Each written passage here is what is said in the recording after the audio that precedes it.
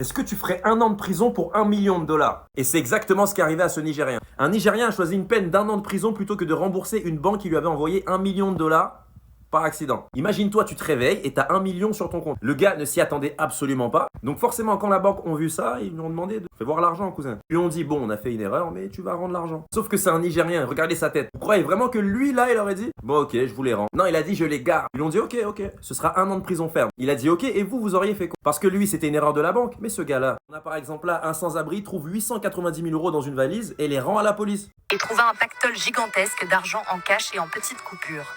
Il décida de prévenir la police lyonnaise, lui affirmant qu'il s'agit d'une belle prise d'argent et que c'est un record pour la police lyonnaise.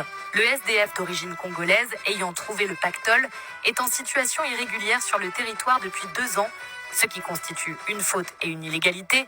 Il a donc été placé en garde à vue en attente d'un officier judiciaire. Ces 890 000 euros ont été saisis et vont être détruits d'après la police nationale en charge de l'affaire. Le gars trouve un sac rempli d'argent et va le rendre à la police. Bon, ça déjà. En plus de ça, le gars fait une bonne action, c'est lui qui finit en garde à vue. Et l'argent finit détruit. Enfin, détruit. Non, c'est une dinguerie. C'est pour ça, moi, quand je vois ça, je suis obligé de dire que... Est-ce que vous pensez que lui aurait fait ça? Il l'a pas fait. Il a pris ses 1 an de prison. Donc, je vous repose la question.